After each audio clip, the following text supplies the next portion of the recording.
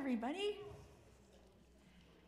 I'm Charlotte, and pretty much I just got back from a trip, so I have a few helpers, but I'm going to just do a lot myself, so I apologize for that, because I'd like to see more people up here than just one. But here we go. As you are, you're welcome here. Visitor, friend, or longtime member, you're welcome here. With little children, or your partner, or alone, we joyfully welcome you here. You're welcome here as a believer, a doubter, a joiner, a loner. You're welcome here. Feeling a part of us or not, full of energy or not, seeking a vision or a rest, you're welcome to join us just as you are. Now I'm going to start I'm going to light the chalice, and together we can read it. We gather with joys and sorrows, gifts and needs. We light this beacon of hope, sign of our quest for truth and meaning, in celebration of the life we share together.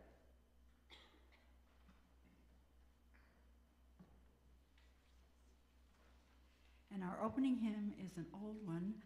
I first learned of it in Brother, Where Art Thou? And so these are the words in your insert right here, the words for I'll Fly Away.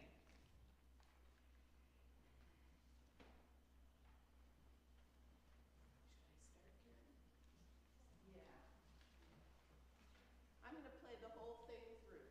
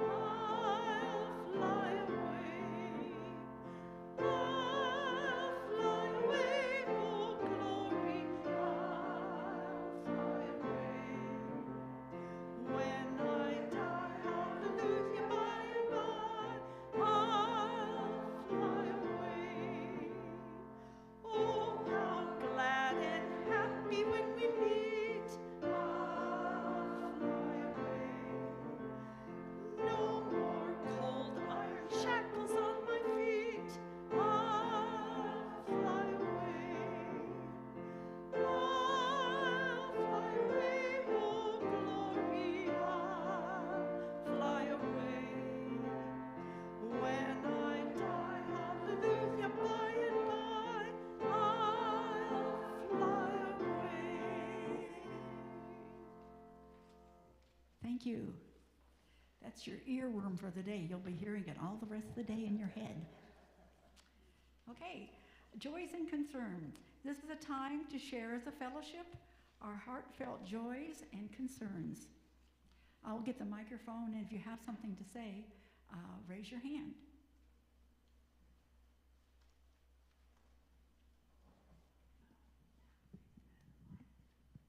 The other mic?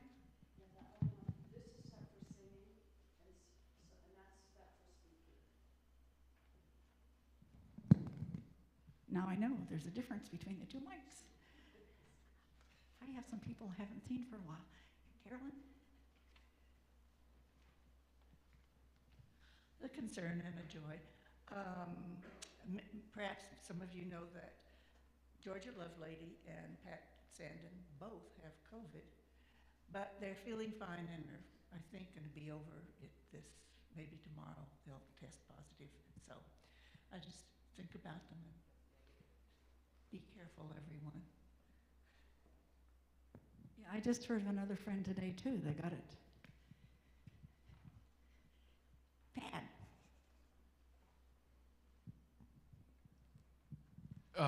My name's Pat, and I have a joy that over the Thanksgiving holiday, my wife Nissan and I were back in Washington State, where she's from, and in the area where we used to live and where we got married. And it's kind of a long, complicated story, but the actual location where we got married is a lodge that's owned by my brother-in-law's ex-wife's family. It's called Heaven Can Wait. It's a really spectacular place at the confluence of the Chihuahua and Wenatchee rivers. And when the divorce happened, in the span of time since we got, not our divorce, but my brother-in-law's divorce, since we got married, there was been this question of if and when we'll be able to return to Heaven Can Wait. And the circumstances and the stars just aligned this past weekend where that was able to happen, and it was just this very healing and reconciling sort of experience. And I've been carting around the commingled ashes of my grandparents, Frida and Willard, who were at our wedding at Heaven Can Wait for about 6 years, and we were able to scatter them at the confluence, which is the symbolism that I wanted to do with my portion of their cremains. So anyway, it was a nice, joyful Thanksgiving.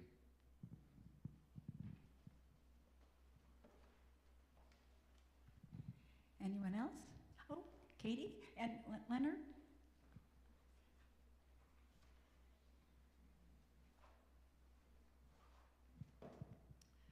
Well, like Pat, we had a very joyful Thanksgiving in Seattle with my son Jika, his wife Carrie, and their son Kai Biko, who turned 14 the day before Thanksgiving. And it was just so sweet to be there and to see him at this stage in his life,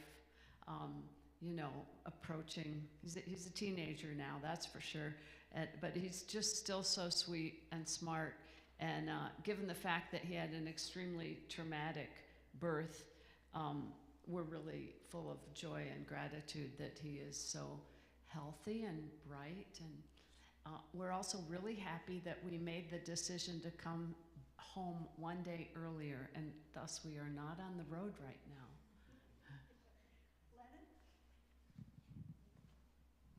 Good afternoon, everyone. My name is Lennon. I have two joys to share this afternoon. My first joy was that we had a successful Thanksgiving dinner here at Plymouth Church with the Afghan families. That was really good to see some other fellow UUs that attended, and there was a really good spread of food, and everyone seemed to have a great time.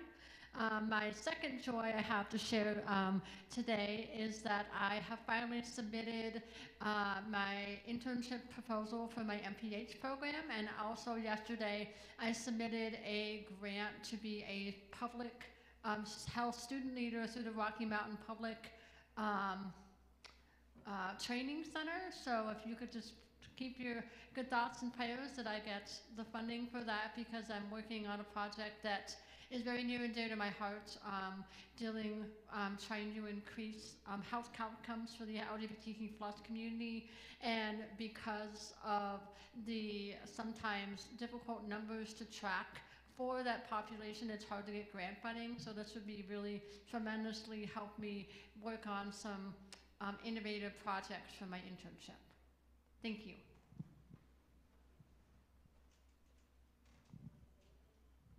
Thanks, Lennon. Anybody else? Okay.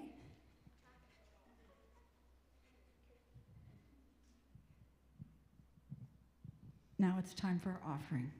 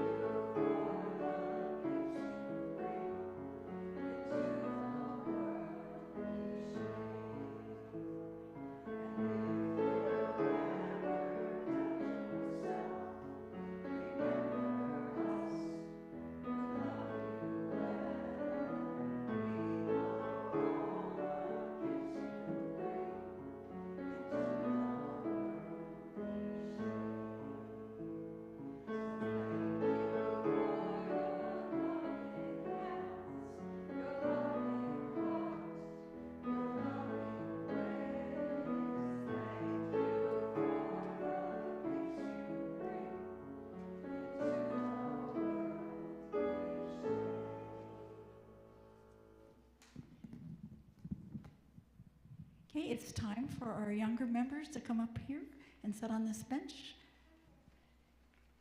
Good. Want to come? Oh, not yet, please. Yeah, good. Great. You know, come on up and here. You can just sit down right here. Okay? I want you to be able to see that screen up there. Yeah, come on over. Oh, here comes more people. Good. Harrison, okay. Do you want to stand or sit down? It's up to you. Either way. Okay. I've got a very, very simple story today, and then we have a video to look at that goes with the story. There's a man named Nemo, and Nemo was a businessman. He went to a good school, and he worked at Wall Street, and he just wasn't happy with his job. So he decided he wanted to do something good for the world. And he decided what he wanted to do was bring joy to people. Now, what makes you guys happy? I'm putting you on the spot again, I don't know. Various things make you, your friends, or what makes you joyful? Something to think about, isn't it? What makes me happy, or what makes me feel joy? What makes me feel pretty good? Well, for me, one of the things that I really like is how music makes my body just happy, makes my body feel joyful. You know, a lot of things I do, I work with my head, and I do other things with my heart, but music makes my body happy. So in this movie, if you want to join in, you can, because I was once with 3,000 people in an auditorium, and they sang this song that you're going to hear right now, and all 3,000 people and they got up and they went like this. And they were happy. It's really nice. Somehow I get the feeling maybe this crowd isn't waving your arms in the kind of sky kind of crowd. That's what Becky said, yeah. But if you feel like even just sitting down and making some of the movements they have in this video, feel free, because it's really a sweet video. Probably, it's been around for like 9 years, and every year at Thanksgiving, I send out the URL for my friends, because I just never get tired of this. So I hope that you guys like it. Okay.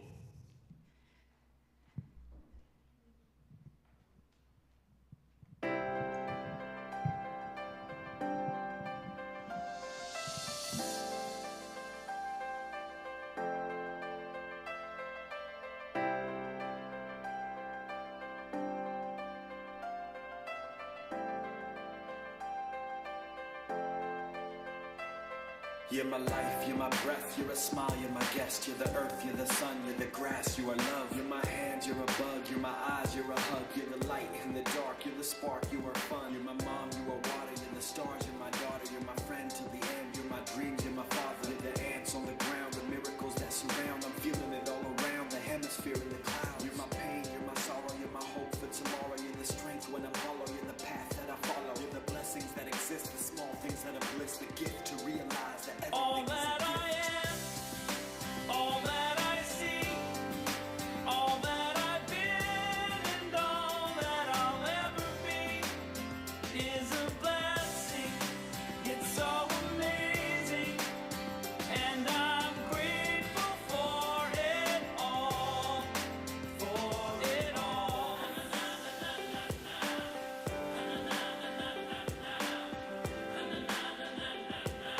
Grateful for it all. You're the blessings every time I try to count. You're the lessons that I learn every time I turn around. You're the water when I'm burned every time I think I found everything I'm looking for. You're the sign saying stop to take a bow and keep moving forward and start looking towards your heart. It'll open all the doors, and only then you'll start to hear the world singing chorus with your mind and heart aligned in purpose. Everything All will feel that I gorgeous. All that I see, all that I've been, and all that I'll ever be is a blessing.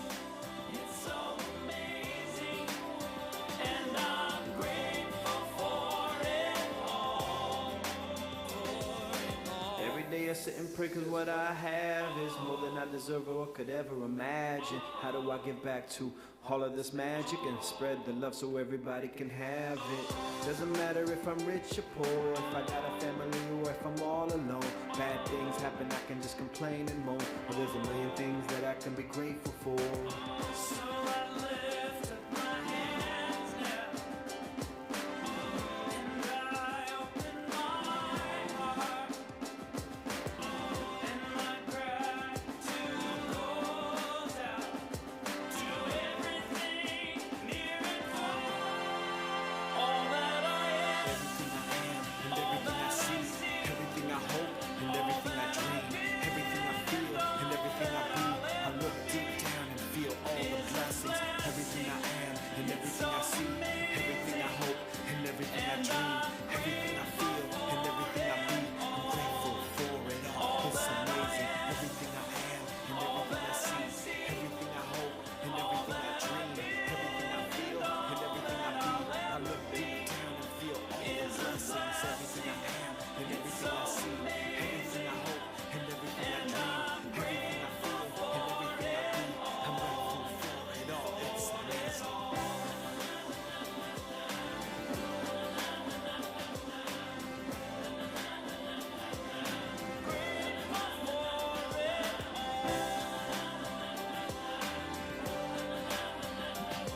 You're the blessings that exist, the small things that are bliss, the gift to realize that everything is a gift. So Nemo, he quit his job in Wall Street and he moved to India. But you may have noticed in the movie, there are people from all over the world. He goes everywhere and makes videos and tries to bring joy to people. So thank you for paying attention. Good. Now it's time for you guys to go to your class. So we're going to sing you out.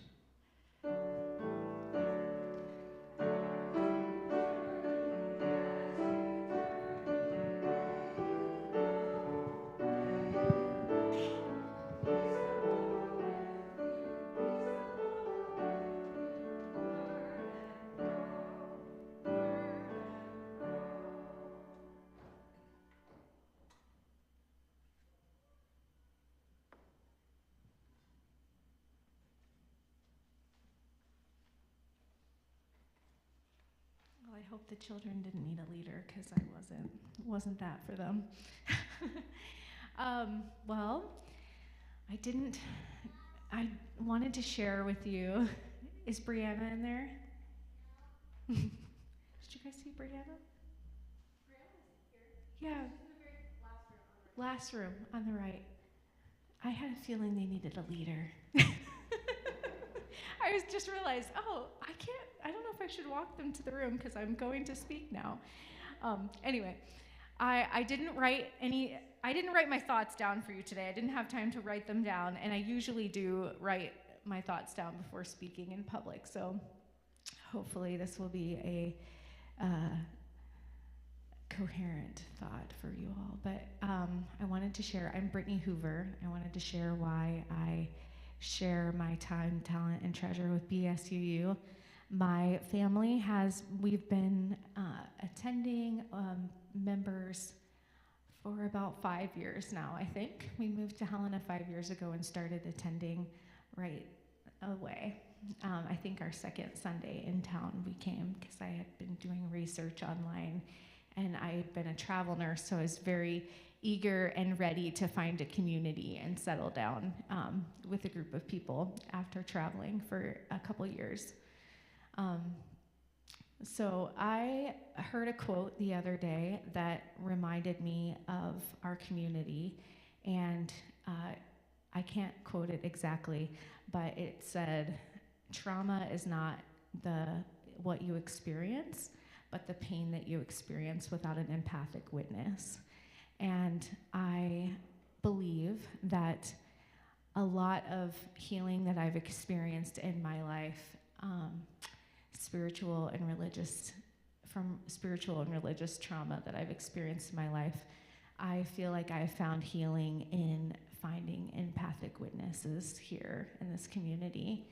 And I just believe that I mentioned to everyone at book club the other night, like, why can't we have the conversations that we have here at book club with my like coworkers at work and with a lot of the acquaintances that I have in other circles? And I just think there's something about like the covenantal bond that we have in this community that we can really support each other in openness of exactly who we are, and just welcome each other with open arms, whoever you are and wherever you've come from. And that's really been my experience joining this community, and I think that's what makes the difference between other interactions that we might have in our lives, why that makes this bond really special. And that's why I am committed to you all and us as a community. So thank you for listening.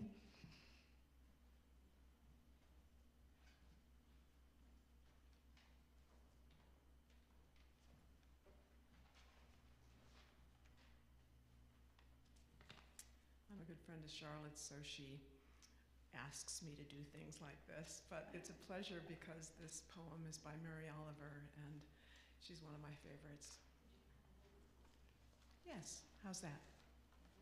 Can you hear me? Okay. In Black Water Woods by Mary Oliver. Look, the trees are turning their own bodies into pillars of light, are giving off the rich fragrance of cinnamon and fulfillment. The long tapers of cattails are bursting and floating away over the blue shoulders of the ponds. And every pond, no matter what its name is nameless now. Every year, everything I have ever learned in my lifetime leads back to this. The fires and the black river of loss, whose other side is salvation, whose meaning none of us will ever know. To live in this world, you must be able to do three things: to love what is mortal, to hold it against your bones knowing that your life depends upon it, and when the time comes to let it go, to let it go.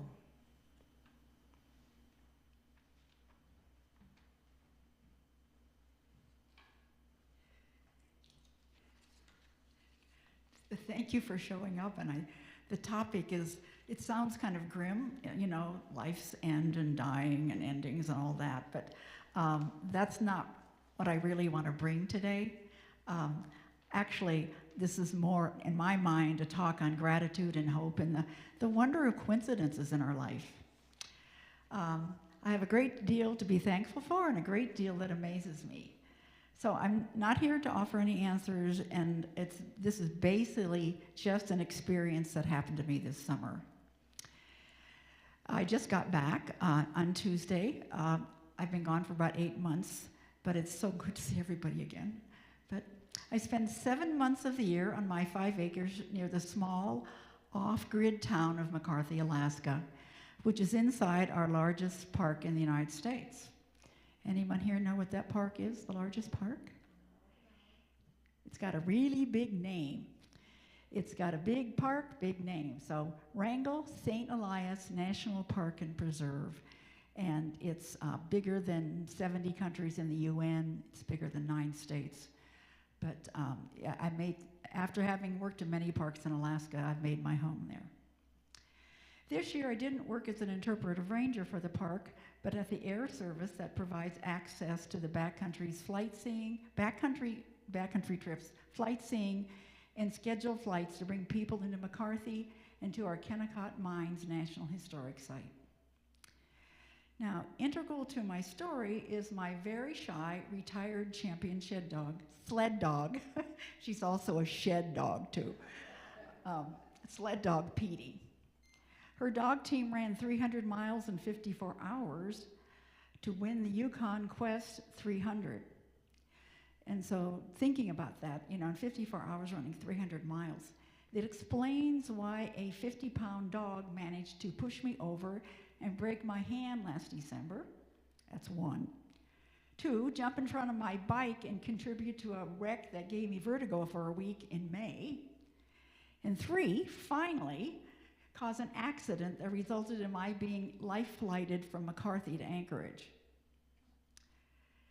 So one June Thursday, as I was walking to lunch with my hands full, I wrapped Petey's leash around my waist instead.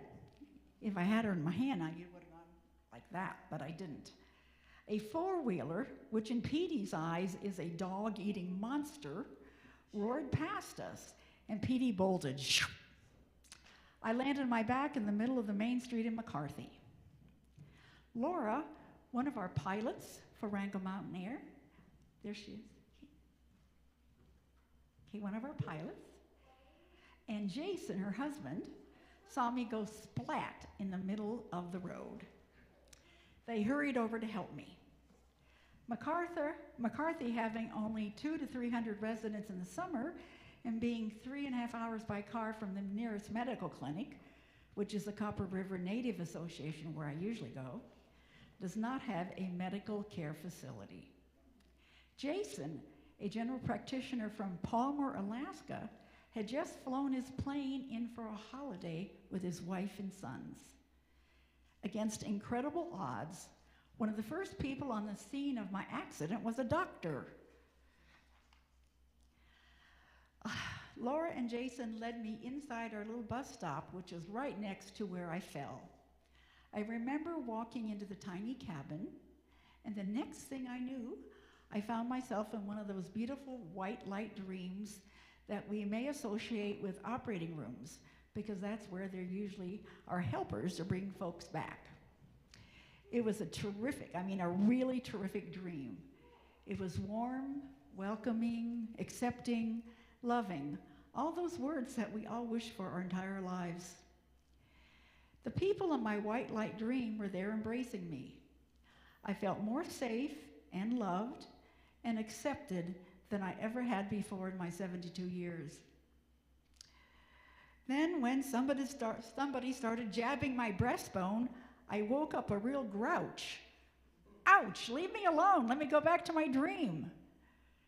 Jason, Laura's husband, the doctor who started CPR chest compressions on me, thought I was dying because I had stopped breathing and he couldn't get a pulse on me. Before starting the chest compressions, though, he did what we all learned in Red Cross basic first aid training. Anybody remember the ABCs? What he did, the first thing was open my airway. He, tilted my head. I had fallen on the floor, and he tilted my head back, and he gave me 2 quick mouth to, remember how they do it? You pinch the nose and give them 2 quick mouth to mouth. They call them rescue breaths. Well, he did that, and I coughed, and I started breathing again. So, how many people on the street would have done that, do you think? I'm not sure. I've had all the training. I never actually had to do anything like that, but I was very, I wasn't awake. I didn't know what was going on at all, but that was a very simple, easy fix. And it was one of the many things that day that happened in my benefit that I just can't believe. Anyway, hallelujah for that. Now, Jason still couldn't get a pulse on me, so he started CPR, and this was when I'm still, out like a light in my dreams. Jake, our lead EMT in the valley, also wasn't successful in getting a pulse, but obviously I was alive enough to say, ouch. Later in the hospital, tests showed that my heart hadn't really stopped as Jason thought. There were many things that went right that day, and one of them was that in our pre-pandemic times, some Arkansas visitors had witnessed one of our not unusual McCarthy bar fights. They were aghast that we only had an old blue Suburban as an ambulance. So they went back home to Arkansas and they raised money to buy McCarthy an ambulance. Then they drove 4,000 miles in the ambulance to bring it to us. And it came with an EKG that was soon hooked up to me. The machine said I had a pulse of 20. Well, yes, that's enough to keep me going. Not that I was feeling very well. I was sweat-soaked, I was nauseated, dizzy, I was laying in a pool of my own urine, and I was moaning from a pain in my lower back. And the thing that really scared me was I couldn't feel my feet or my legs. Meanwhile, thinking I might be having a diabetic incident, my helpers were poking my fingers and not getting any blood. They kept poking. Ouch, double ouch, enough already. My blood had gone to my core to keep me alive, and so my fingers weren't cooperating. They weren't bleeding. Okay. At that point, I didn't really care about my dog, but by now a crowd was gathering, and everyone wanted to help. So a posse was formed to go look for my dog, Petey. Pleased with themselves, the posse brought her over to me. If I would have felt better, I would have laughed, because the posse brought me someone else's dog. You know, this dog's looking, I'm on the floor and the dog's looking down at me, and whoops, wrong dog. It wouldn't have mattered anyway. I don't think my dog would have comforted me. But people did help. Jason called for a life flight from Fairbanks.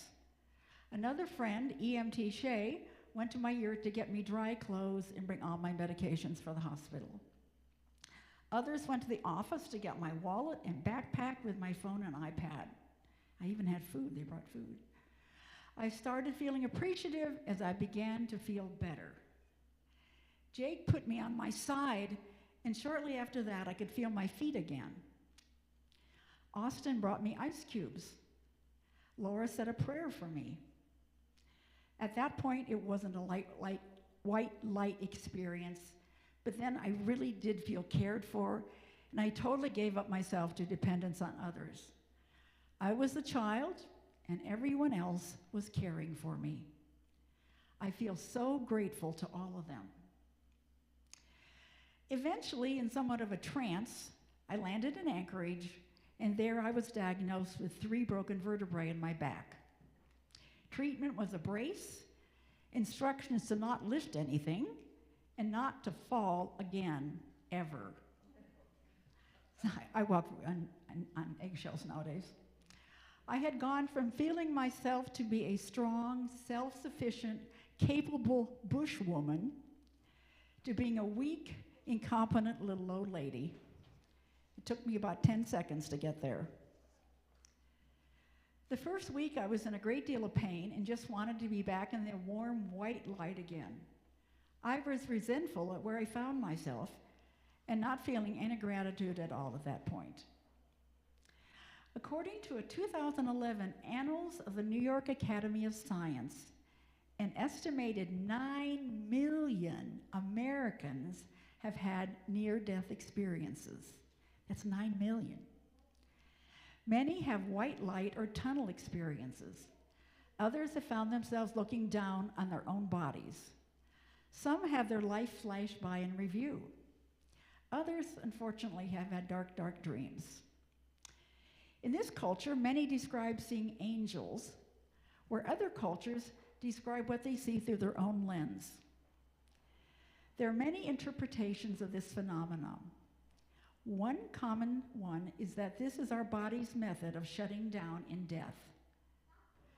I myself, personally, see it as an encounter with the divine, that God was helping me transition from this life to whatever comes next. I don't believe that it really matters how an individual interprets the cause of this. Near-death experiences are medically inexplicable.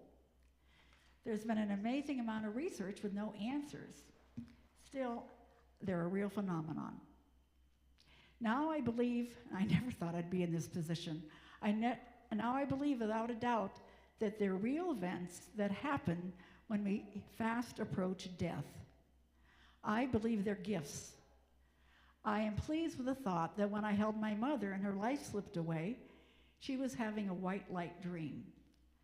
I like thinking that when people and animals and other sentient beings pass, that they have this wonderful comfort, these feelings of warmth and acceptance.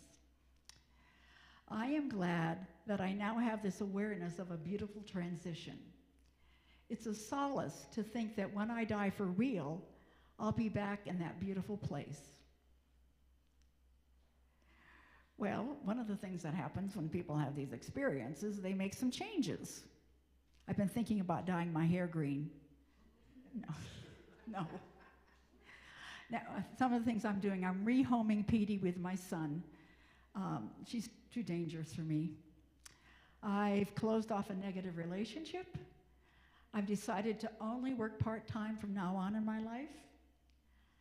I really hope I can be kinder to everyone I meet. I am slowing my life down, but the biggest change for me is one that no one can see. There's a new feeling of calm, not inside my head, but in my body, not in my heart, but kind of like right here. I still get anxious, like I always have, but my body now tells me that really nothing matters as much as my head thinks it does. When I need it, I can draw from that calm area right here and breathe deeply, letting myself relax. To paraphrase Julian of Norwich, all is well and all is going to be well. Now we're going to have a minute of silence, and then I'd like to have some questions or reflections. Okay.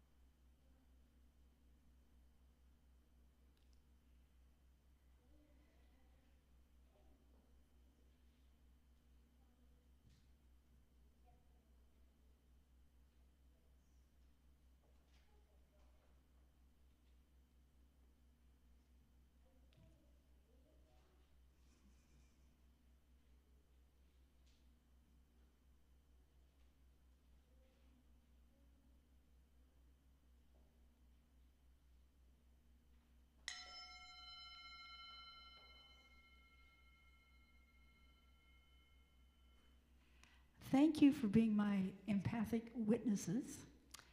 And this whole thing was such a surprise to me. I never thought it would happen to me. And it was actually a very nice experience that I want to share it.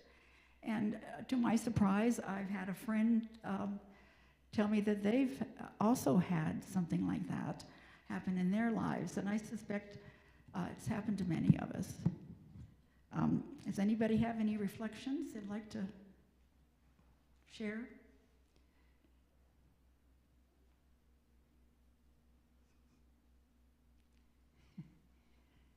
Okay, you don't have to, Judy. Well, I have a friend who had a near-death experience that was so extraordinary. When I lived in Corvallis, Oregon, she was parachuting, and she landed on a electric wire. And her experience was that she watched herself the whole time. And then she miraculously lived through it and is still just around. And but I think it changed her life quite a bit because she was sure she was a goner.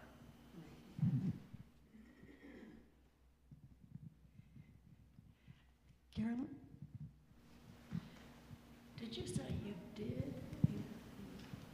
Your heart had stopped or it hadn't stopped? I don't think my heart really stopped because when I went to the hospital, the enzymes that showed I had a heart attack wasn't there. I stopped breathing, and I think that probably was enough to send me wherever I went. I think it's interesting that several times you mentioned when you were having the experience, the dream, the white dream, that feeling of acceptance. And that I don't think everybody would think of acceptance as being one of the things that you would feel in that time, but it's the thing, you mentioned it. Brittany, when you were talking about why you come here, is a feeling of being accepted. And I think it's something that's probably the main thing all of us need. Thank you, and I'm crying. Anybody else? Here. Thank you for sharing this story with us. I think it's really an intimate story, you know, to share with people. And I feel privileged that we got to hear this story and how you view life differently from it. I think that description of that feeling that you have in your chest is just really interesting. And I think that we all could really learn from that. I've been trying to do like meditation to, well, just for grounding, centering, but like disconnecting ourselves from anxiety and really connecting us to our inner soul, our inner spirit. And I think, I wonder about the white light dream, you know, is part of it that that everything else kind of goes away, that your brain just totally disconnects, that all of our cognitive analyzation of life and what we feel like we have to do and feel like what we have to be just kind of goes away, and where you can really connect to your inner divine nature in this very deep and healing way, you know? And then it's like now you have this sense of who you truly are and the peace that you truly have inside of you, that you don't have to strive anymore, you know? And so much of that anxiety comes from just striving so much, you know? So I think that that's just a beautiful perception of what has changed in your heart, your soul, your chest.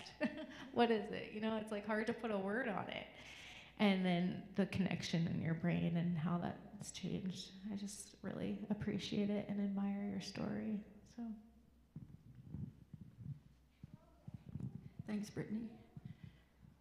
Got it. Here we go. Charlotte, thank you for sharing your story. I just feel like there's a term in Sanskrit called Ishvara Pranidhana, which is like a faith, letting go with love, but also a serene determination. So in hearing that story and how a change can take place within a faith and feeling is motivational. Thank you.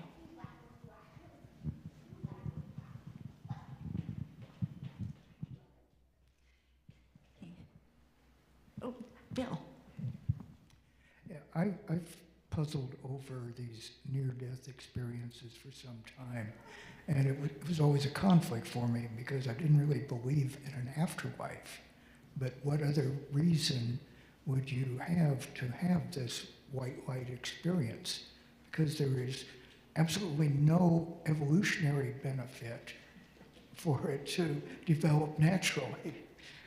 But I wonder, after listening to you, you know, if the white light is a chance, it's sort of like what Brittany was just saying, that it's a chance for your personality to actually exist as an entity separate from the body, and you experience what kind of person you are and have been.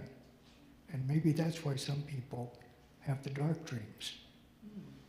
So, but anyway, I think it's a fascinating subject. I agree. I was surprised how many people are researching it. Karen?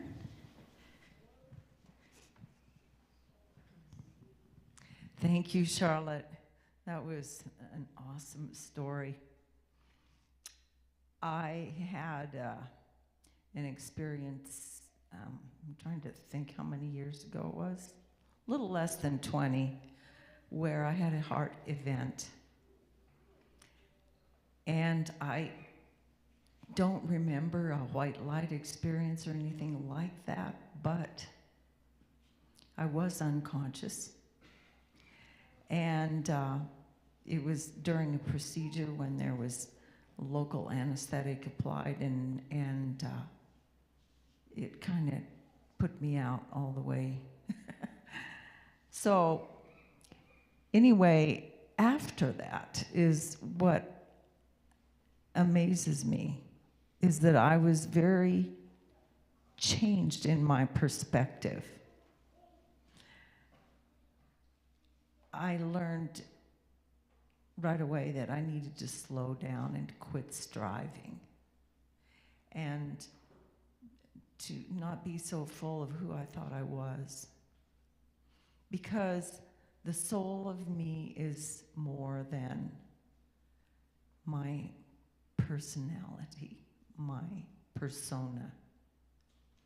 And the other thing that I did a lot of writing on was death, and how it is that death is very much an integral part of life, that death is necessary for life to happen,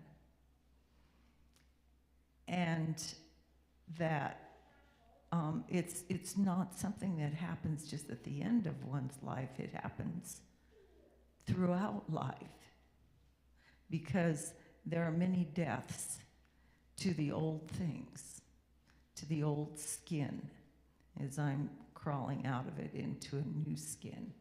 And so I grew to understand that, and I guess what amazes me about that whole experience is how my perspective so radically changed. Thank you.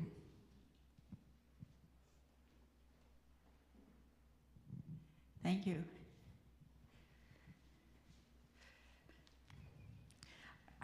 I wanted to thank Gary, too, because I was alone in the big city, and the family all got together and did a Zoom call with me. And Gary, as you may know, is my ex. And so it was very nice, Gary, for you to help me. That was very good. He told some really interesting jokes while I'm laying in the hospital bed. Okay, our next thing, first of all, thank you, everybody. But the next thing is Blue Boat Home. Now, you have two choices. You can read the insert, or if you want to follow the music, it's in the kind of aqua book on page 1064.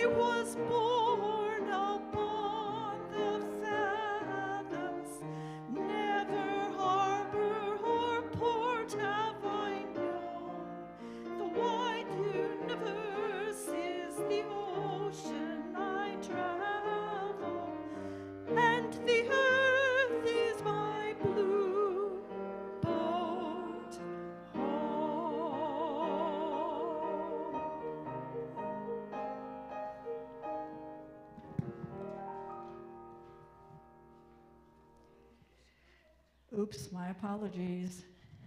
Didn't print out quite the way I thought it had. Now we have a prayer we can say together. This is a prayer from the Dalai Lama, and I think this is a great one to start the day. I used to look at it and think, oh my gosh, it's asking way too much, much more than I can deliver. But now I think, well, it's just my chance to try. So here we go. Every day, think as you wake up. Today, I am fortunate to be alive, to have a precious human life. I am not going to waste it. I am going to use all my energies to develop myself, to expand my heart out to others, to achieve enlightenment for the benefit of all beings. I am going to have kind thoughts towards others. I am not going to get angry or think badly about others. I am going to benefit others as much as I can.